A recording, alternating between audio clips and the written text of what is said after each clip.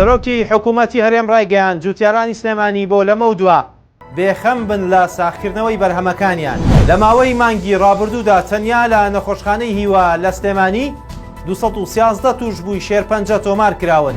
سەرۆک کۆماری عێراق یاسایی گێڕانەوەی پارە بە تاڵانبراوەکانی عێراقی ڕەوانەی ئەنجومەنی نوێنەران کرد. سڵاوتان لێبێت و هەواڵی ڕۆژتان پێشکەش دەکەم. بەپێی ئامارێکی بەڕێوەبەرایەتی گشتی تەندروستی سلێمانی لە ماوەی مانگی ڕابردوودا تەنیا لە نەخۆشخانەی هیوا لە سلێمانی 213 توشببووی شێرپەنجە تۆمار کراون.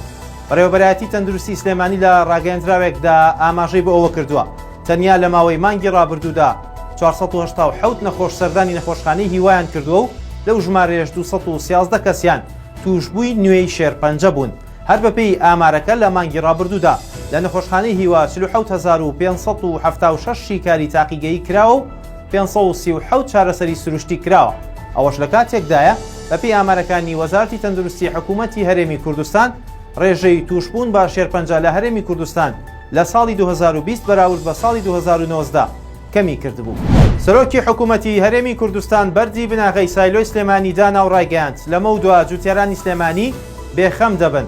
مەسرور بارزانی سەرۆکی حکوومەتی هەرێمی کوردستان لە مەراسیمی دانانی بەردی بناغی سایلۆی سلێمانی ڕایگەیاند با چیتر جوتیارانی سلێمانی خەمی ئەوەیان نەبێت کە بەرهەمەکانیان چی لێ بکەن، چونکە ئەم پرۆژەیە دەتوانێت بەرهەمەکانی ئەوان وەربگرێتەوە و بیکات بە خۆراک و لە خزمەتی خەڵکی کوردستان بەکاریان بهێنێت. سەرۆکی حکوومەت ئاماژەی بۆ ئەوەش کرد ئەم جۆرە پرۆژانە لە هەموو پارێزگاکانی کوردستان جێبەجێ دەکەن و پرۆژەی تری استراتیژیش جێبەجێ دەکەن بۆ پێشخستنی ژێرخانی ئابووری لە هەموو کەرتەکاندا. لە چەند ڕۆژی ڕابردوودا شارپرێس بەپێی ئەو ئامار و زانیاریانی کە دەستی کەوتبوون لە راپۆرتێکدا باسی لەوە کردبوو بەشی زۆری پرۆژە استراتیجەکانی کابینەی نوێیەم بەر پارێزگاکانی هەولێر و دهۆک دەکەوێت و پارێزگای سلێمانی بەهۆی ململانی حیزبیەوە پشتگوێ خراوە. تۆمەتبارێکی بەکارهێنانی مادە هۆشبەرەکان لە هەولێر ڕوبەڕووی هێزەکانی ئاسایش بوو و تەقەی لێکردن و 3 کەسی بریندار کرد.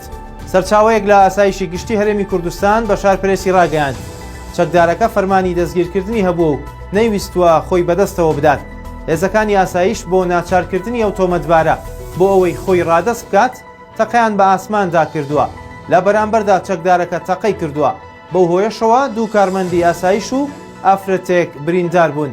لە پاش ڕوبەڕووبوونەوەی هەردوو لە چەکدارەکە هەڵاتوە و تاوەکو ئێستا دەستگیر نەکراوە و هێزەکانی ئاسایش بە دوایدا دەگەڕێن.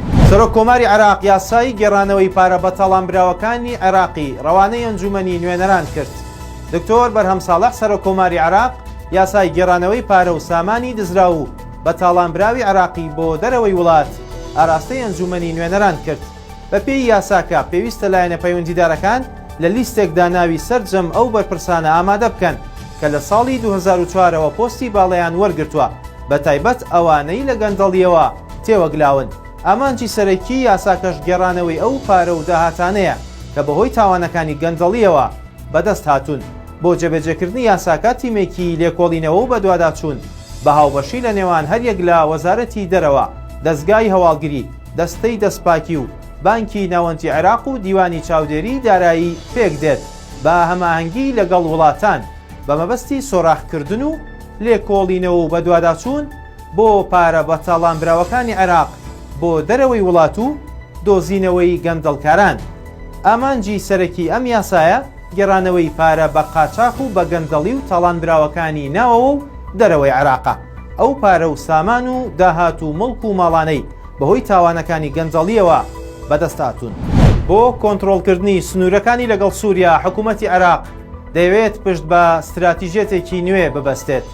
عەباس سروود ئەندامی لیژنەی ئاسایش و بەرگری لە پەرلەمانی عێراق لە لێدوانێکی ڕۆژنامەوانیدا ڕایگەیاند کۆنتڕۆڵکردنی سنوورەکانی عێراق و سووریا بۆ پاراستنی ئاسایشی عێراق زۆر گرنگن. هەر بۆیە حکوومەتی عێراق بیری لەوە کردووەتەوە بۆ کۆنتڕۆڵکردنیان پشت بە استراتیژێتێکی نوێ ببەستێت و تەکنیکی تازە بەکاربهێنێت. سروود ئاماژەی بەوەش کردووە کە لەم دواییانەدا فەرماندە ئەمنیەکانی عێراق بۆ کۆنتڕۆڵکردنی سنوورەکانی وڵاتەکە لەگەڵ سووریا پشتیان بە استراتیژێکی نوێ بەستووە. ئەویش بەکارهێنانی تەکنۆلۆژیای نوێ لە چاودێریکردن و بە دوواداچوون لە ڕێگای کامێرای گەرمی پێشکەوتووەوە.